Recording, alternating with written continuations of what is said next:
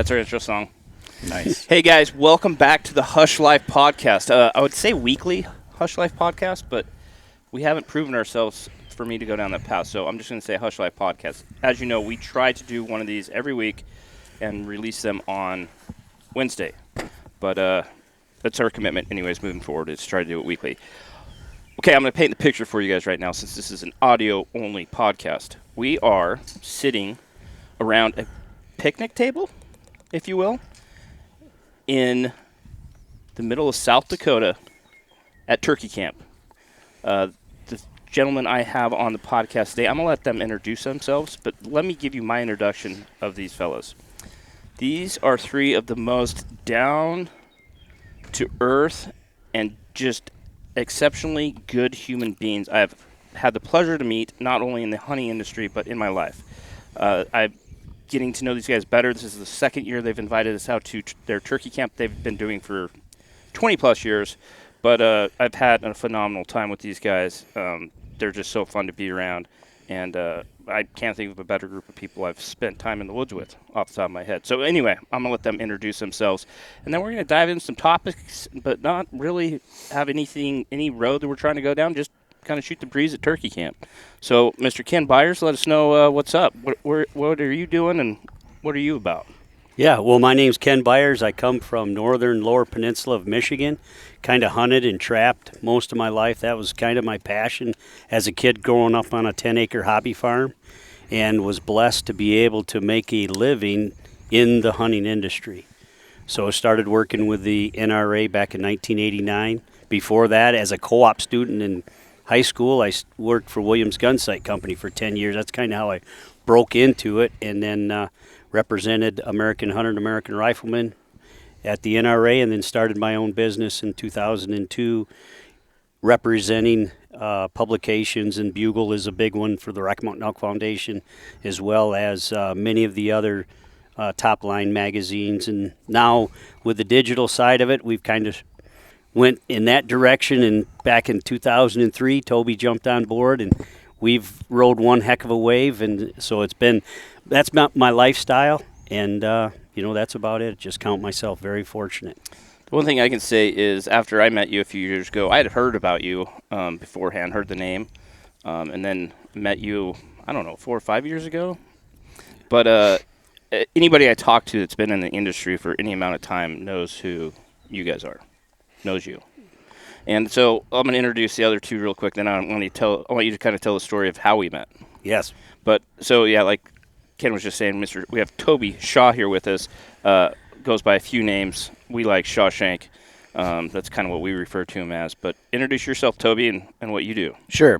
Obviously, my name's Toby Shaw, and back, like Ken said, in 2003, he came to me and said, "Hey, I'm starting my own company, and I think you need to come work with me." So, we've been together that many years now, and identical to Ken, I grew up with a dad that had a passion for hunting, and he took me, even as a kid, I can remember sleeping in the blind next to Dad and waking up, and it would be dark and it would be time to go, or watching him shoot a deer as an 8, 9-year-old, 10-year-old kid or whatever. And so that passion grew from him. That was passed down to me, and I passed it down to my kids, and it's such a great blessing to be in this industry where you get to hang out with good people such as you guys at the Hush crew here, and just have fun doing what we're supposed to be doing, out chasing around the countryside and chasing around these critters and just enjoying life. I love it. Yeah, we'll dive into this later, but one of the things I want to say is you guys have been doing this turkey camp for how many years? 96 was the first year. 96. For over 20 years you guys have been doing this, and these guys kill some birds. We're already tagged out. We each had 2 tags. Me, my son Gage is here with us. Logie's here, and this is day number 3, so we've only really hunted 2.5 days, and we've killed 7 birds. Toby killed one this morning as well. And you guys have done this for like killing birds every day for 20-plus years. There's 2-week window you guys come and do this. You guys have seen hundreds of birds get killed, is what I'm trying to say. And the excitement on these two, this whole camp, the excitement that they still have after every bird tells me how passionate you guys are about turkey hunting. I think that's really, really special. Anyway, so we have Casey Byers with us as well. So I am Casey. I am the son of Ken, and grew up in Michigan. And obviously, I grew up in a hunting household, and remember hunting with Dad in the tree stand when I was 8, 9, 10, baiting in Michigan and hauling sugar beets back and all that, and killed my first deer at 12. And Dad was right behind me with a big old VCR camcorder with Autumn beside him in a tree stand in the UP. And, you know, it's been ever since then, just hunting and fishing and hunting turkeys and all that stuff. And then about 5 years ago, moved out to Idaho, and that's really, I love it. I love it. So I've been a resident in Idaho from a hunting perspective for 4 years, and been able to kill 3 elk and 2 wolves and a bear during this time. Wow. So it's been an awesome ride so far in Idaho. But this year, you know, I haven't been in South Dakota for about 12 years, and yesterday we slammed a tom with Autumn, and it was an awesome stalk. It was so fun. It was just Dad, me, and Nate, our camera guy, and it was those times are really precious. And I'm sure you guys as listeners have, you know, family and traditions and hunting camp, and that stuff is so important, and just don't take that for granted. Yeah. So Autumn is Ken's daughter and Casey's sister, obviously, and she's been at camp both times I've been here. She's been coming out here for how long? Since she was a kid? Yeah, pretty much. Yep. When she got out of college, she joined the team with Toby and I, and has been part of the works with guiding. You, right? And, yep. So, Casey, I wanted to ask you real quick, because this kind of plays into the story I really want Ken to tell, is how did you come across our YouTube channel? I'm just researching elk hunting, do-it-yourself public land elk hunting. So you weren't the only, you know, born and raised. All the channels that probably everybody that's listening to this knows. But you know, just Dad, and with his business, I just really started thinking about the business opportunity of that, and said, Dad, you really need to pay attention to this, like the passion, the community that's in that channel. You know, I'd read your comments, and you guys would be on a long, you know, let's say a archery elk hunt. It's like an 8-day hunt, and you're not killing stuff. And then that 8th day, somebody kills something, and it's just like everybody's there, right there with you, cheering along. And that's something that's totally unique. That's, I would say, is it was revolutionary in the hunting industry. You know, the hunting industry as a whole are older people, or middle-aged, and that aspect of it was totally new and revolutionary. So I said, Dad, you need to pay attention. So he started doing that. Yeah. So I would ask Ken to tell a story. So it was probably 5 or 6 years ago. Our good buddy who's sitting right behind me, Mr. Kevin Wilkerson, formerly with Weatherby, just called me up and said, hey, do you mind if I leave my pickup at your house for a week or so? My buddy's coming from Michigan, is going to pick me up and we're going to go elk hunting. I'm like, yeah, no problem, dude. We have plenty of space. So Kevin rolls in, and then this is when I meet Ken. And you told me, like, what Casey introduced me to the channel. Anyway, tell the story. Yeah, so it was just one of those things that we're tooling along, living our life, and my son says, hey, have you ever heard of the Hushins? And I'm like, Hushin what? Like, Hushin, that sounds, I'm not quite sure. Is that on our side or the wrong side? But so a month goes by, Casey, literally, and he says, hey, did you check out the Hushins on the YouTube? And I'm like, no, I didn't. I've been busy. But he said, just stop what you're doing on Saturday morning and turn them on. So I did, and I watched the first episode, and I think that it was maybe your Colorado semi-live mule deer rifle hunt. Uh-huh. And then I watched the second one. That's the first one I'm watching. I'm like, because I'm a little bit long in the tooth, so I'm like, I've seen plenty of, whether it's the Outdoor Channel or whatever it might be. Hunting so content. I'm looking at this for kind of like YouTube. Okay, yeah. So then I watched the second one. And Casey, I kid you not, by the third one, it was like a transformation of every other hunting videos or shows that I watched. It left you wanting more versus what happened at the Hush. Yeah. And watching you guys in front of the camera, communicating with your fans, literally you felt like you were part of it. And I think my son Casey touched on it, the community, what that means. And at that point, I just said, I got it. Yeah. I got it. And so we've been kind of neck deep, and that was the start. And to finally get to meet you at your house and then at the Western Expo, a time or two, that's kind of how it was. It was like I literally had to be prodded into it. Well, no, I don't think that, that's no fault of anybody's. It's just what we were raised on, right? When I grew up watching everything I could on the Outdoor Channel or the Sportsman's Channel, and I absolutely loved it. And then when, years later, we decided to try this thing on YouTube, it was hard to like break into the industry because that was just how the industry was created, and that's what the industry knew for so long was, you know, you had TV and then you had print, and you had, you know, what have you, and then this digital thing comes along, and it's like, what is this all about, you know? And I think for me, I think that I love YouTube because it really gives anybody a platform that wants to try. You know, if you have a great idea before YouTube, it was, where would you go? Like, what outlet would you go if you had a great idea for a TV show? You would have to go and convince Sportsman's Channel to sell you a time slot, which costs upwards of $250,000. And then to hopefully get that money back, you have to go and convince sponsors to pay you for something you've actually never done yet or have created yet.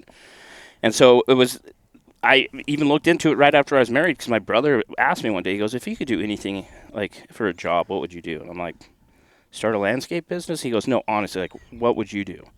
I'm like, oh, I'd probably do something in the hunting industry if I could. Like, I'd love a TV show. He's like, we'll figure out how to do it. So I looked into it. And that was shortly after YouTube came along, and he proposed that same question to me.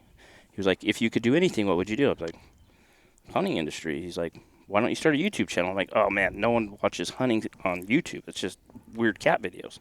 Anyway, long story short, I love the fact that if anybody has an idea and are passionate about it and work hard, they could really be successful at it and get their content out there to everybody, which I think is super cool. Yeah. And so now you guys have started your own YouTube channel. Yeah, it's kind of just a crazy thing how things work out, but I think it's for a reason. But back in the late 90s, we started elk hunting, and we went to Idaho, we did a DIY, we'd bring some folks from the industry, they'd experience elk hunting for the first time, and it was just that passion, that drive to what's on the other side of that mountain. It would drive you to, how can we go further than what most people do to where we can actually find good quality hunting and whatever. And we started doing that, and that just really put a fire in our bellies. And I can remember, like, the first time Casey went out there, and he's like, Dad, I want to go just do a solo hunt by myself. And I'm like, are you crazy? I was like, how old were you, Casey? I think I was 17. Yeah, 17. I'm like, hey, we do some spike camping, but we always are doing it with somebody. And he's like, no, I want to do it by myself. And I'm like, that was before GPS. I mean, that was crazy. That I had was a compass crazy. and a plat map. Yeah, so how long, I'm not to date you, but how long ago was this? How old are you now? I'm 39, so 22 years ago. 22 years ago, yeah. So before OnX, before all that stuff. Yeah. So I literally looked at him like he's out of his head, but I didn't want to damper his enthusiasm. So I'm like, here's a can of bear mace. Yeah. I got two things. I said, take a can of bear mace, and don't tell your mom I let you do this. I'm just going to tell you right now, she knows because she's standing behind you right now. Yeah, the cat's out of the bag. Well, he survived, so it's okay. So literally, I mean, at that time, and we killed some elk. We had, and 2 days later, here he comes into camp with antlers over his shoulders. I'm gonna tell you, that was the coolest sight because we're sitting around the campfire, and we're eating and just kind of like relaxing for the day, and it was like out of the ambiance of the fire, here comes Casey with a rack, and he's all wore out. Yeah. And we are just going, holy cow, he pulled it off. And it was probably one of the coolest, I'll just say, it was almost like a slow motion video where he just kind of just started walking towards the fire. It's because I was going really slow. Because he was wore out. But we all just stood there with our mouth hanging open, and it was just nothing but rejoice. But it was one of the coolest scenes that I can remember of Casey as a kid going, he went and pulled that off by himself. What's wild about that story is the reason that happened, you remember it that way, is because his first name's Casey. And with a name like that, only thing you ever do is epic, right? I mean, I watched you fan today. It was epic. Yeah, my fanning today, pretty much like walking in after a solo elk hunt with antlers on your back. So your YouTube channel is Hooked Hunting. Yep. If you guys haven't heard of Hooked Hunting, go and check it out. I'll leave a description in the box if you're watching this on YouTube. But they have some pretty spectacular videos out on YouTube. And you guys have only been doing YouTube for, what, a couple years now? Yep, that's correct. And, I mean, it's kind of, our idea was because we enjoy the outdoors at such a high level and our passion, we want to share it. Yeah. And should we hone some of our skills? And that's why sharing camp with you guys, you and Logan and the team, is just, it's so important to us. I mean, we just feel like we're just pinching ourselves, in honesty, Casey. That's the reality. Well, we appreciate the invite. Come back. Yeah, well, it might not happen next year. Yeah. If Logan doesn't shape up, like they do tag out pretty quickly. I'm not gonna lie. They are quick on the trigger. Yes, we are. But our goal is simple that way. Is we want to just share our passion, and in doing so, hopefully it helps people to take that step. We love Western big game. Yeah. I mean, we just do. Yes, we've killed Michigan whitetail. We've killed the rabbits. We've done the squirrels. And that's all good. It's all a great balance. We fish as much as we hunt. Yeah. But the Western big game, man, that's a heart stopper for us. It really is. And so we've been super, super fortunate to do that in Idaho for a long, long time. Then when the wolves got so bad, we kind of shifted our focus into Wyoming. And now it's the Montana, Wyoming, Idaho deal for us, depending on preference points and what we have going on. But that's kind of what started the idea of the YouTube channel, and to get people hooked on what we do. I mean, we were in the field doing it, so let's film it, and we love it. So we're definitely when you look at some of the episodes in the past, you're like, whoa, that was kind of brutal there. Sorry, Nate and Connor. And it's not just their fault. It's all of ours. Like, we're all learning, and just even back to Dad, just to reiterate, just observing you guys, just kind of osmosis of like how you talk to the camera, engage the audience and stuff. Like, just little things like that. We've definitely improved. And then, like, I just can't wait that turkey that Autumn killed yesterday. It's going to be such a cool episode, and we took some of the things that we observed from you, and we did it on the hunt yesterday, and it's going to be pretty awesome footage. I love it. Yeah, just going back to what I was talking about earlier with YouTube and why I love that platform so much, and to be honest, like, hopefully YouTube continues to allow us to play, because there are certain things that have happened in the last little while that kind of have restricted the way we like to show content. We used to be able to show all of our butchering, which I think is super important to the audience. We'd show how-tos like gutless method. I've met so many people that have went out on their first big game hunt and didn't know how to take care of the animal, and they literally had that video we did downloaded to their phone, so when they killed an elk or a deer, they could do it. Anyway, so YouTube's kind of taking some of that away. But what I do love about everyone having a voice is you can show exactly how you want to show it. There's no hoops you have to jump through. It doesn't have to be cut to 22 minutes like a TV show does. And you can really just express your passion for the outdoors the way you want to, and the way, that it hopefully would reach a large audience. And that's why I love the platform so much, just because you can do whatever you want, and you can try things out, and if it doesn't work, then go back to something that works. And it's forever changing. So the platform is awesome, and I hopefully continue to allow us to show, Yeah, and I think one of the first things that I recognized with you and your group, Casey, and don't take this wrong, Logie, but I mean, I got a man crush on your brother. Well, I am the more handsome one for sure. There's truth to that, because every time I'd come out of the back office for the first 6 months, he'd be like staring right at his computer screen. I'm like, what's he watching? And it's one of your videos. And I'd go back in my office shaking my head. Come back out 6 hours later, and he's still there staring at your videos. Yeah, Shawshank was a late comer to the party. Shawshank was late, huh? Yeah. But if you have a story to tell and you're passionate about it, you're going to succeed. As long as you just, have the attitude of like, I'm going to continually improve. Without a doubt. Yeah, it's awesome. I think, too, is, a lot of people ask, I've been thinking about filming my hunts. What do you think? And to me, like, my response is, one of the coolest things I think is looking at my dad's old, like, photo album of just pictures of him hunting with his brother growing up in Arizona. And I thought, like, how cool is that your kids can look at that and hopefully find a passion through pictures? Well, now we have video. And so if you never even end up uploading your video to YouTube, but you have that video of you hunting, and then your kids come along and your grandkids come along, like, how cool that, and that's what I tell people, like, how cool would that be that, maybe they'll find passion through watching your old videos. Yeah, and, absolutely. You can, YouTube could just be your hosting site. You're not trying to grow an audience, but you can host your videos there, and hopefully you'll have them forever. Mm-hmm. Yeah. Doing that's your modern day scrapbook or photo book that we used to have as kids, look through old pictures and stuff, and now it's just done digital format. It's just evolved into that, and that's basically what it is right now. Yeah, and pretty much 99% of people have a really good camera in their pocket at all times, which is the cell phone. Absolutely. Yeah, so I'm passionate about hunting and fishing just because, our why is to hopefully inspire other people to get out and do what we do, is part of it. And if that's through video or through social media, whatever it might be, and it can be negative at times if you allow it to, but it also the positivity always outweighs the negative stuff that goes on the internet for sure. Yeah. And so it's cool to see you guys. You've come a long ways, Ken, from not even knowing. No,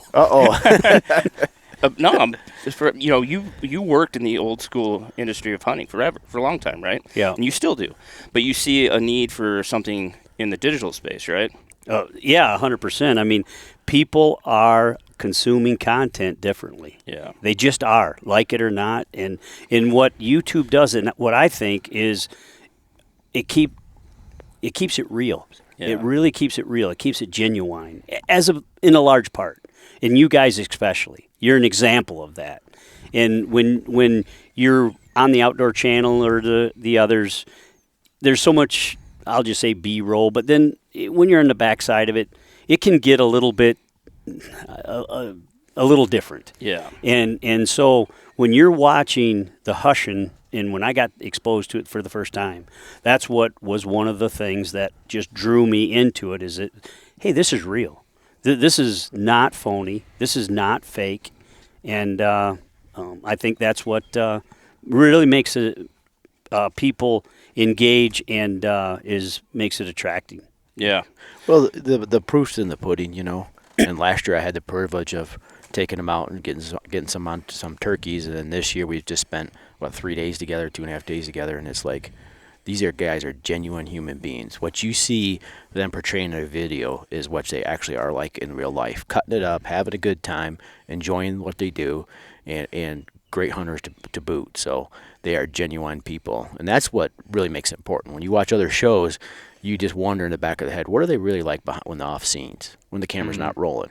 And these guys are exactly like you see, on the video, and that's 100%. To me, that's really that's where the rubber meets the road. Well, thank you. That means a lot to us. We've always said, we've always had this theory, if we just show, let me take a step back. There's things on the internet, maybe not even as hunting channels, but there's things on YouTube that do really well. They're different niches, whatever it might be. A lot of times these people are really just playing a character, right, on YouTube. And it does well, and people love it, and that's fine. But we've always said, if we just show it how it really is, be who we really are, then we never have to be anything but that.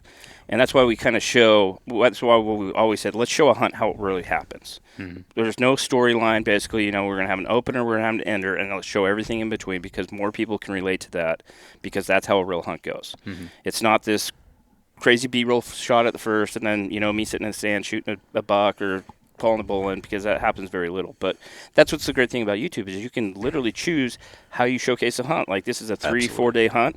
We might have 3 or 4 videos out of it, compared to a TV show would only have 22 minutes to try to tell that story of everything that happened in 4 days, and there's a lot that happens. And so I just really like the idea of showing exactly how it happens. We've had multiple people tell us at expos or whatever, hey man, I experienced the same thing you did, where you shot at that deer and you missed him. I had the same thing happen to me. I was really down, or whatever it might be. I'm like, yeah man, that's hunting. We all are going to go through that. If we hunt long enough, you're going to make some bad shots, you're going to make some poor decisions, but you just got to learn from it and move on, and hopefully people are getting something out of it. Yeah, 100%. And I'll tell you, the joy that I get out of it is just simply passing the torch to the next generation. Yeah. And to watch Casey do what he does, and my daughter Autumn, and when you have a child that works for you day in and day out, if you will, or works with you, I mean, it's hard to get any better than that. So that's a blessing every day. And for Casey to come back after 12 years of not being in South Dakota and being in camp and getting to hunt with his sister, it's nothing short of amazing. And have my wife here doing some cooking and helping around camp, and the little granddaughter. We have 3 generations of Byers here at camp. If we throw Joe in, that could be 4 generations, right? Yeah. And kind of to what you were saying, Casey, is the people that we've gotten to meet through the years, it's literally unbelievable. Unbelievable. I mean, if you take any sort of of whether it's golf or whatever it might be, passion that you're involved in, hunting, just the overall group of people who are in it are people that are, whether it's wholesome family activity or whatever that is, it is a very, very, overall a very positive experience. For sure. You said this to me last year, that you just really enjoy spending time with good people.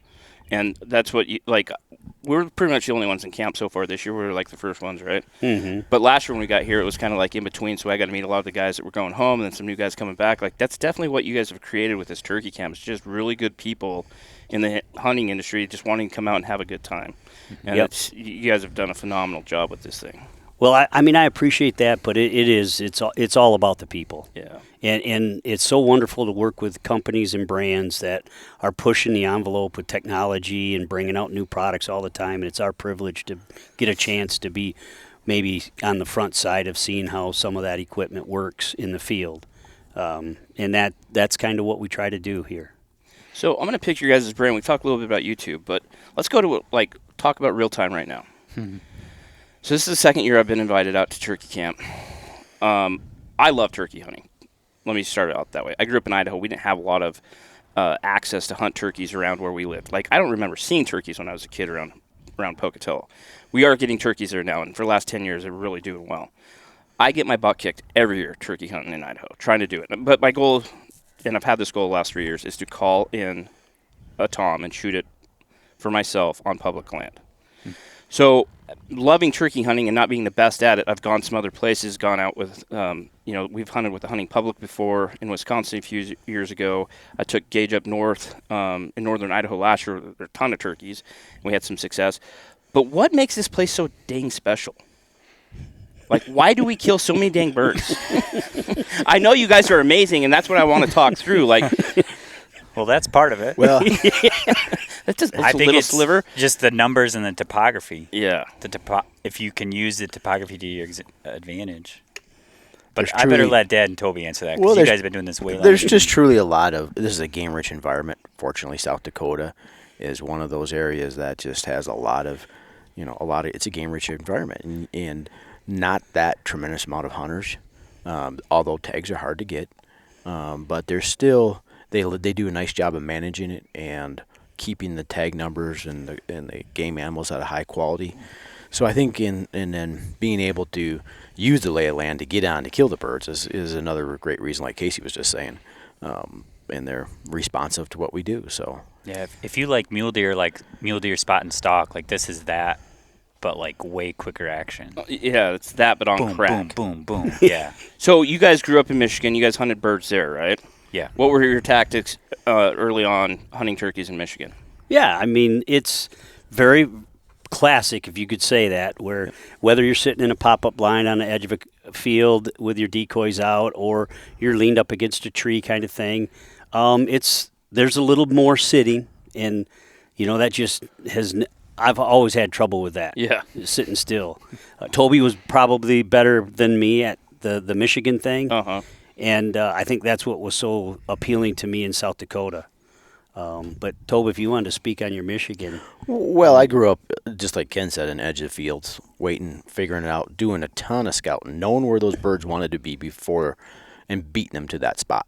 And that was the ticket. The more scouting as I did as a kid, the more successful I was, and then I was able to take other people out. And I think that was, at 16 years old, I'd be getting up at 5 a.m. to drive around looking for birds before I went to school. Well, not many kids my age were doing that. Yeah. So that gave us a leaps and bounds over everybody else as a young kid. And then when you come out here, then you got that background, but then it's like, wait a minute, I don't have to sit still for them. I can see them. Let's go get them. And you actually do the opposite move. Right. And that's where the appeal is. Now you go back home, and it's, people ask me all the time, well, how do you hunt here after you're hunting out there? And I'm like, it's a mindset. It's like, okay, I go back to my camp, and I'm like, yeah, this is what we do, and here's the quality of birds we have, and this is what I'm looking for. And so it's just a mindset that you have. But yeah, when you come out here and come out to the West and anything, it's totally different. Well, now you guys speak through it, and I start thinking about this. I'm a victim of just watching turkey shows, or growing up watching turkey shows and watching how they did it. And I try that in Idaho, and it doesn't work that well. But we have, like where I hunt turkeys is very similar to out here. The topography, being able, what I love about this camp is that we use our binoculars a whole lot. I'm a big binos guy. I like to glass things up before I make a move. That's how I hunt all my animals. And that's definitely the case out here in South Dakota with the turkeys. Yeah. Well, I can tell you that, and I forget I think Casey started at first on the lay of the land and how you can use it and so forth. But the fact of the matter is, when you can engage in seeing the critter and then try to make your stock and then close the deal, and out here in South Dakota, you don't have to wait for action. You can make it. And that's what was so appealing to us. And there were some folks that would come out from the Midwest and use their tactics, and they'd be looking at our kind of us butchering up birds and going, what the world? You guys are professionals. They've said that. And they're like, no. We are a long ways from professionals. I would put you guys in that professional category. But it was simply that we didn't just lean up against a tree and hit the call and think that it's all going to come your way. It's like, no, you pretty much. So we, for years, we'd come out and like 36 turkeys in a camp was kind of the norm when it first started. Uh-huh. Everybody could kill 2 birds, and we'd bring in a group for 3 days, and then they would exit out in another group, kind of like what you were saying earlier, where you got in a fit in the middle. Well, I say all that to say, as things played out, we're like, wow, we can literally like sneak and stalk and come over to the hill and shoot them up. And, we had so much fun. And then some cat from Iowa showed me how to fan them. And so Ralph and Vicky, who's had a long time TV people, solid, great folks, said, now listen, I'm going to show you something, but don't tell anybody. So you're betraying him. We're not telling anybody right now, right? Yeah. So I'm fixing to not tell anybody. But what he did is he said, hey, we just came from Iowa. We shot turkeys, so we got some fresh fans, and I'm going to go show you something. And we tried it, and not only did it work, but you literally had turkey tracks on your face. It was hand-to-hand combat immediately. And so I say all that to say we're like, okay, that's pretty good. We like that, and we did it for a couple years that way. And then we're like, well, why in the world can't we take a decoy, a tom decoy, put a natural fan on it, and then attach a camera to it? So now we can look through the little peek hole and also have a camera lens going through that peephole.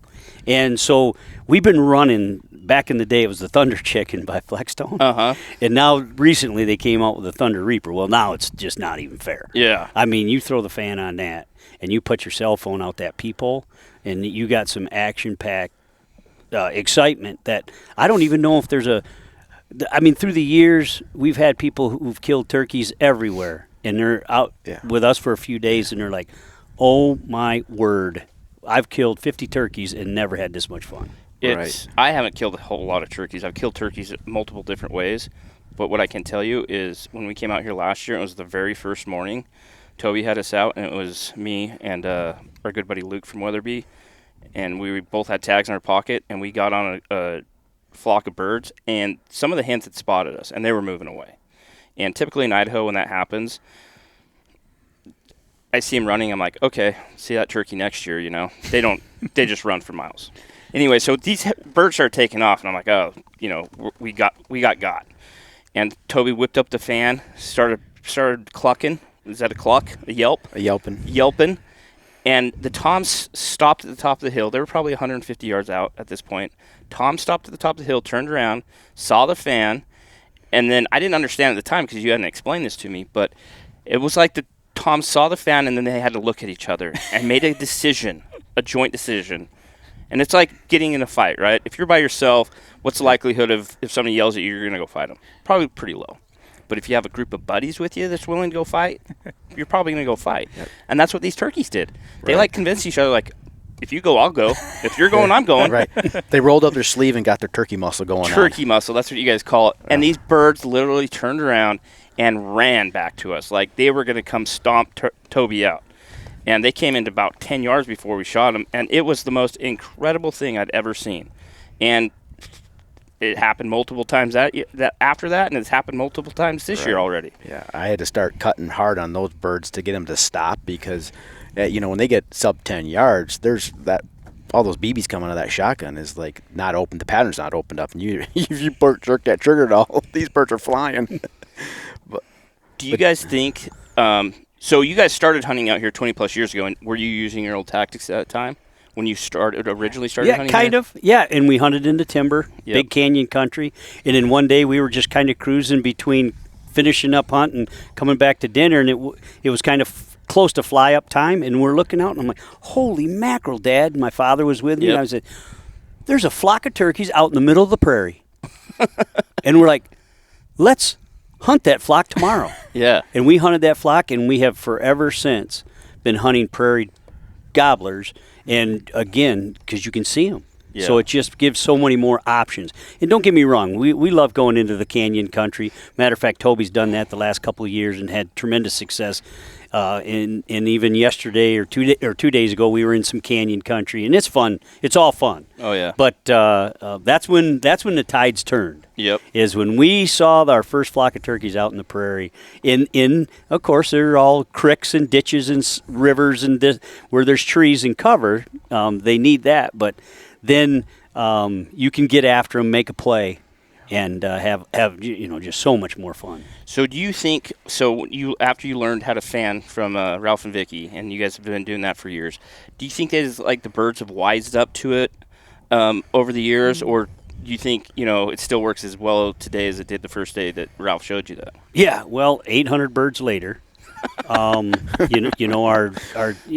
again, it's not because we're that great of hunters. It's not. Yeah. But we just happen to be able to put ourselves in the right spot, right, and make it happen. But I just say that that might mean you're a great hunter. He doesn't want to take it, but it's just all things are pointing to that, right? You can just accept it, Ken. Yeah. No, but it works as good if the mood's right. I mean, they are coming. And Uncle Joe Byers, he's a freelance outdoor writer, been doing it forever, mid-70s. He came out and his hunt lasted 1 hour. 1 hour. I mean, we got attacked by two old birds that just couldn't take it. Yeah. They're like, no, you're not playing in my turf. We're gonna come over there. We're gonna kick you out of the sandbox, and you're not gonna like us anymore. Well, one shot later, with a 2 ounce of number 5s. It was over. Yep, and they had learned they messed with the wrong turkey fan. And we can say that it doesn't work every time. Nope. Obviously, No. It has to be in the right situation for sure. It's just like any other type of hunting. Like calling elk, you can't use the same call every time and think it's going to work. Like it doesn't work every time. But when the mood's right, dude, it's phenomenal. It is one of the most exciting things that you have, and I get truly pumped up and excited. And I can remember the very first turkey that I fanned in. I was actually with Ken's dad and a good friend of ours, Mr. Hack, who's passed away since then. But we were out, and it was the last few days of the hunt, so nobody was with us, and it was just us three. And we had this flock across this canyon, and those guys goes, I'm not going over there. They go, you go over there and kill them. I'm like, okay. So I jumped down, and I'm like, there's no way I'm going to get these birds. But I went down the canyon and come up. When I popped up, I just happened to come up in the exact spot, and they were like 80 yards away. And I had a fan, no decoy, just a fan. I throw it on get it out of my pack, and I whip it up, and I'm like, kind of like moving it around, and can't really see the birds because I wasn't smart enough to cut out any holes to peek through to look through it, And I'm like, what do I do now? I'm just kind of moving around, and I can't see anything. I said, well, I better look. So I just kind of peek around the fan, and all I could see was a redhead running straight at me at 10 yards. I mean, I dropped that fan, and I pulled the shotgun up. I was laying on a cut bank, so I could have the shotgun laying next to me, and I picked it up, and I rolled that bird backwards, and all I could hear was those old-timers across that canyon hooping and hollering and screaming. So that was my first real time that a fan worked, but I've had a ton of opportunity, or a ton of times, as you've been with me, Casey, noticing that it doesn't work all that well. We've had actually last night, we threw out the calls, we threw out the decoys, and we just old school and tried to ambush them at the roost last night. So it's just a matter of when you talk about does it work, when it works, of understanding, reading the bird to go, okay. It's like hearing an elk and knowing what they're going to do is what they like. Give them what they like. If they don't like it, give them something else. Yep. Yeah, the more I think about it, especially this trip, every bird we've killed has been when two birds come in, right? It's that turkey muscle we talk about. Right. So the first morning, we spotted a flock of turkeys from the road, got out, make a plan on them. Well, they had crossed the river by the time we got to where they were at, and so they saw us, and they boogered up the hill. And these guys have been doing this long enough that they know what these birds are going to do. And Toby goes, well, let's just sit down and give them like 10, 15 minutes. Because what they'll do is they'll go up on top of that thing, start feeling calm, start feeding. And if we get too excited, we'll start walking up there, and there'll be a hen that's still on top and pop its head up and see us, and it'll be over. So we sat there, chilled out for 10, 15 minutes, worked our way over there. They had moved again, and then we got right on top of them. And they were passive birds, I would say. But we showed them the fan long enough that it turned their hens around, and the hens came walking by us, and then the two male birds came in, 30 yards. 30 yards, and now and they were in the back of the truck 30 seconds later. 30 seconds later. Yeah, but there's definitely a thing of like every bird we've killed, so I believe, has been a double almost. Pretty much. Pretty much, right? Yep. Autumn's was a single, but that was the only male bird. And he didn't come into the fan. We went to him. Yep. Yeah. I think it's an important lesson no matter what type of hunting you're doing. If your plan A doesn't work, you always have to go to plan B, because these guys aren't just out here trying to fan birds, and if it doesn't work, they're just like, well, on to the next one to try to fan. You guys figure out a way to kill those birds, and you have to use multiple different techniques to do that, and I think that's important with anything. Like if you're an elk hunter and the only thing you want to do is to call, that's cool, and I understand that's the experience you're looking for, but if you're really trying to kill an elk, you've got to be adapted to the situation. If they're not coming in off calls, then you got to go to the next plan, which might be sitting in a water hole, might be a spot and stock. Right. But that's pretty much with any animal you hunt, is you just got to be able to willing to change the plan a little bit. Yeah. For us, it was how to be nimble, and then how to be successful at the highest level for the folks that are out hunting with us, to show them a good time and have success in the field. And that's kind of been the way we structured this whole program, and a lot of times, I mean, these are people within the industries, so we're using their products while we're doing this. So it's such a win-win. Yeah.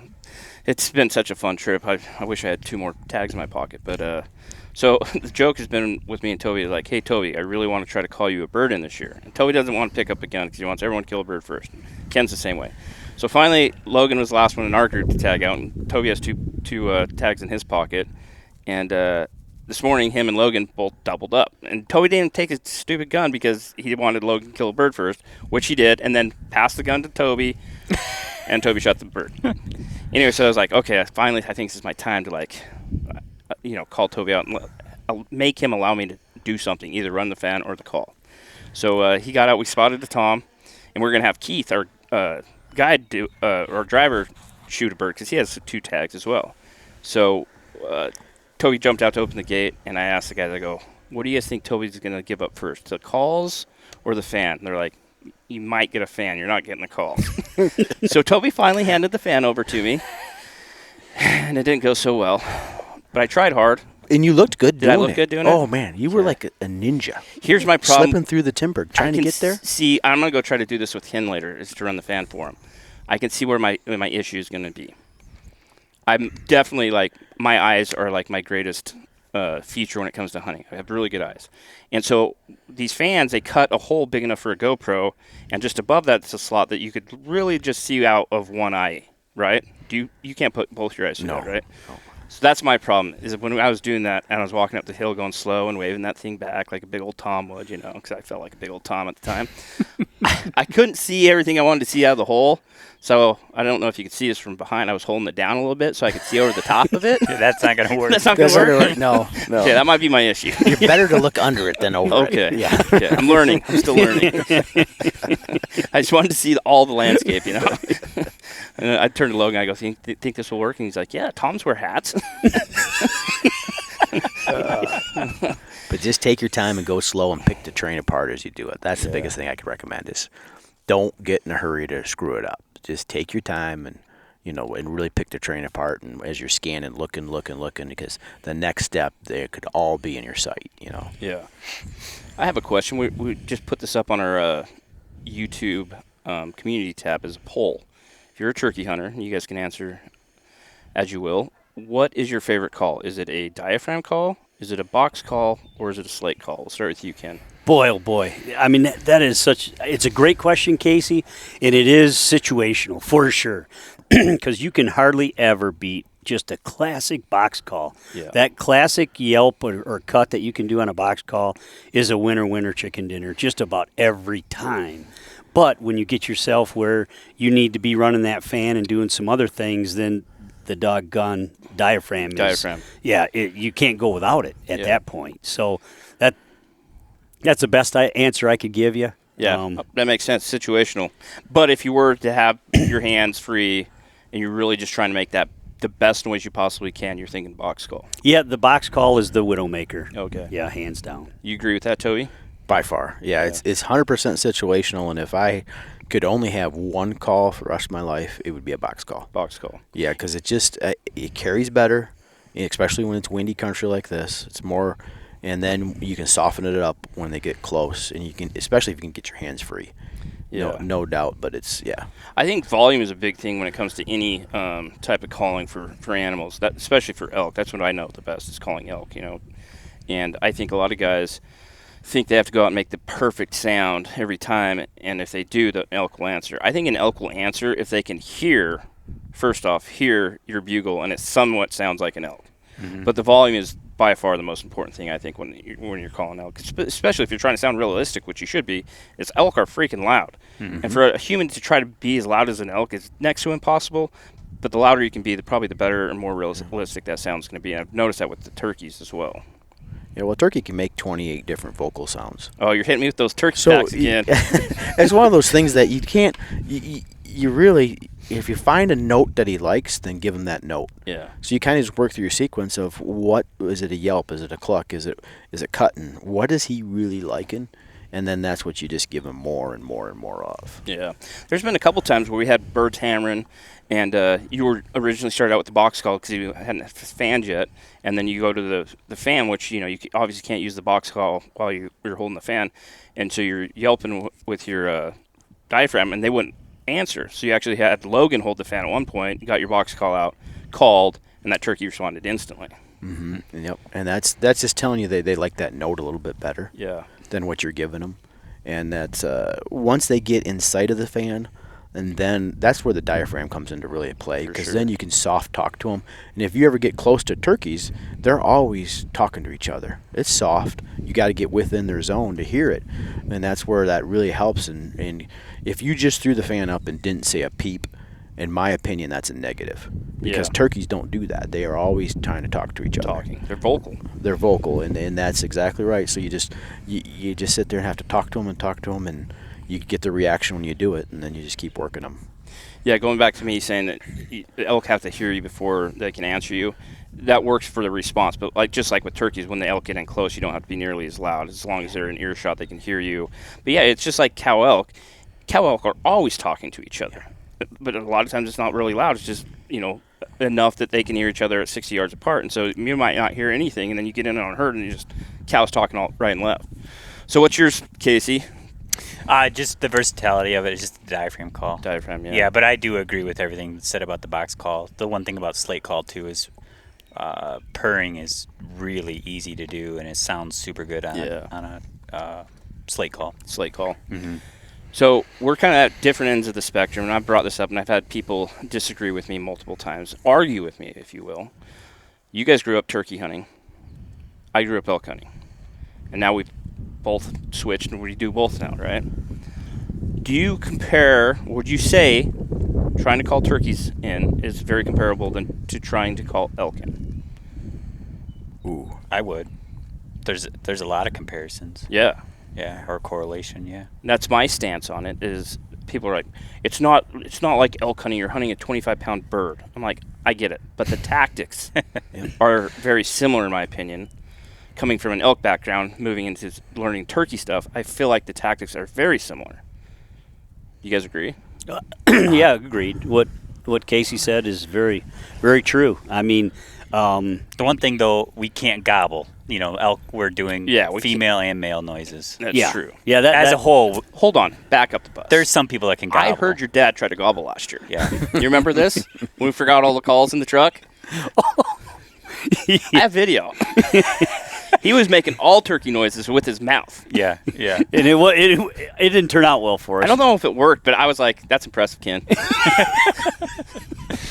Sorry, but I interrupted you, Dad. Sorry. Yeah, no, I mean there's definitely some gobble calls out there commercially, and then there's some guys that's pretty talented with a diaphragm call that can make a gobble sound. And to your point, Casey, regarding your sounds don't have to always be perfect. Well, they don't in this game either. Yeah. When they're in the mood and you got them going, boy, they can tolerate a whole lot of imperfection. Oh, yeah. And they still cooperate. So with that, though, I think that is what is so addicting to the things regarding the comparison to turkey and elk, is the fact that you are engaging with that wild animal. Sorry if you guys are hearing a little bit of wind noise. We're keeping it natural outside in the turkey woods, just talking. Yeah, I would say, like, going back to tactics, though, like, just as much as I've learned from you guys in the last couple of years, if you're not in that zone, we call it their bedroom, right? Like an elk. If you don't get into his bedroom, a lot of times he's not going to call. He might respond to you multiple times, but sometimes you just have to break that, like, 100 yards, 80 yards, and if you can get into that distance and you start calling, most likely that bull's going to come into you. It's very similar to what I've seen with turkeys as well. Do you agree with that, Tobe? Oh, absolutely. It's kind of like the elk doesn't really want to leave those cows. Yeah. But when you get close enough, he's going to come pick you up. And Yep. when you get in close enough to those toms, they realize they're going to have to fight. At some point, whether you pop up over a bank or you start crawling to them across the prairie, whatever it is, you put the pressure on him. At some point, there's a snap. He's going to crack. And it's either he's going to run away or he's going to run to you. And typically, if the hens tolerate you, then he's not going anywhere. You can literally crawl right into the flock. And that's exactly right. You have to be in that zone, if you will, to make them uncomfortable to come. And same as elk hunting. You got to be there where it makes it happen. Yeah. We're running just at about 50 minutes now. I hate to close this thing down because I've enjoyed talking to you, but guess what? We have turkeys to kill. Amen. And So- I get to watch you work your magic. I don't know if you'd call it magic, but we're gonna work something. That's for sure. So, guys, like I said before, give us a closing statement about YouTube, about hunting, about anything you want to say. Anything you guys want to plug. Obviously, go and check out Hooked Hunting on YouTube. I've watched multiple of their videos. They have some of the best turkey stuff I've ever seen. The video you guys did last year is absolutely exceptional. And if you go and watch their videos, it's going to help you understand exactly what they're talking about, like working the fan and all that. But what's your closing statement here, Ken Byers? Well, I mean, simply put, we feel privileged to be all about this. It's our passion, so it's what we do. It isn't phony. It's real and genuine. In this past fall, we were extremely blessed. Talking about the videos on Hooked Hunting is we were out with our good friend who you had mentioned, Kevin Wilkerson, and he drew a very special tag in Idaho, and we were up there trying to get him on a big bull, and we were about to put the hammer down on a big bull, and two wolves came out, and I don't want to spoil it, be the spoiler, but the footage that we were able to capture in the wild was phenomenal. And Casey happened to have two tags in his pocket, so that's the kind of stuff that really makes our world go round. Is be out in God's creation, enjoy it, be a part of it, and experience, and we hope that people enjoy it. I love it. Sure. It's a really good way to go about creating content, is just create stuff that you're passionate about, because if it's hunting or whatever, somebody else is very passionate about the same thing out there. Well, to me, it's a blessing to be in this industry and do what we do and be able to hunt with good people, whether it's their first time ever out, and we've taken a ton of people that they've never hunted before, or we've taken guys like you who have killed everything under the sun. But I would be without remiss to say, the true blessing for me is to having a wife back home that is supportive of this, and here I'm for 2 weeks gone, and sometimes we're out in the middle of nowhere. It's hard to get communication and this and that, and her patience and whatnot, and her support is I couldn't do this without that. But so to me, it's a whole, I'll say, encompassing big thing. It's just being able to do what we do, and truly blessed, and then have a blessing of a wife back home that's supportive of that. Yeah, I can agree with that more. Having support at home is a big thing. I make the joke all the time, like, people are like, you hunt for a living, how's that? And I'm like, well, it's easier to explain to my wife that I've got to go hunting because sorry, babe, I've got to go to work. But it really, like, without her support, none of this none of Hush would have ever been possible. She believed in it at an early stage when it was just an idea, and she supported it. And, we have 4 kids at home that require a lot. I've realized here in the last few years, kids require a lot when they become teenagers. And she takes care of all that, and I'm gone a lot. But, yeah, I would definitely agree with that, Toby. The support at home is very, very important. So I would just say, the hooked hunting thing has been just an awesome experience so far. We aren't where we ought to be, but we're better than we were yesterday, and we just keep improving slowly. We're slow learners. But the one thing I'll just take away and just encourage you guys as listeners is to cherish your family and friends. Yesterday got to hunt with Autumn and Dad, as I mentioned, and this is the first time I've been here for 12 years, and thinking about my grandpa, because last time I was here in South Dakota, he was here and alive, and we were hunting together. That's not the case right now, so just being able to just cherish your family and friends. That time is so precious, and the older I get, the more I cherish those times, and was so glad to be able to do that yesterday. So that's what I would say. I love it, man. If you guys are listening at home, that's very powerful words from Mr. Casey Byers. Cherish those moments you have, especially if you're young. I remember my parents trying to explain to me, like, life happens fast. Before you know it, you're going to be, in this. And now I look back at my life, I'm like, holy crap, like, I'm a dad of 4. Like, a couple of years, I'm going to be a grandpa, maybe, possibly, God willing. But if you guys haven't been able to tell in this short hour podcast, if you guys enjoy our videos and you enjoy our passion for hunting and fishing and all things outdoors, if you guys haven't been able to tell, these 3 gentlemen I'm sitting next to right now are the exact same as us. They're passionate about not just hunting and fishing, but doing it in a way with their friends and their family, getting kids involved. All those things that we have always talked about is what these guys are about. So if you love our stuff, you're going to love these guys' videos. And like I started this thing off, I just want to thank you guys for being exceptional human beings and being so nice and kind and just fun to be around. It's not always the case at every camp. This is one that I've cherished, and I've only been here for 2 years, and so hopefully Logan hasn't screwed it up for us that we can't come back next year. Well, you're on the knife edge right now, just so you know, Casey.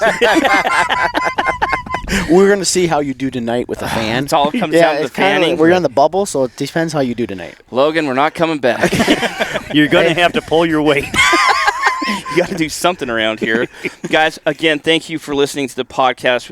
We are trying to make this thing more consistent. As always, if you have any ideas for topics or guests, let us know in the comments. But thanks for listening to this week's podcast. And we're going to go out and shoot some more turkeys, I have a feeling. Amen. Let's do her. Okay, guys, as always, thank you for your support. We'll see you next time.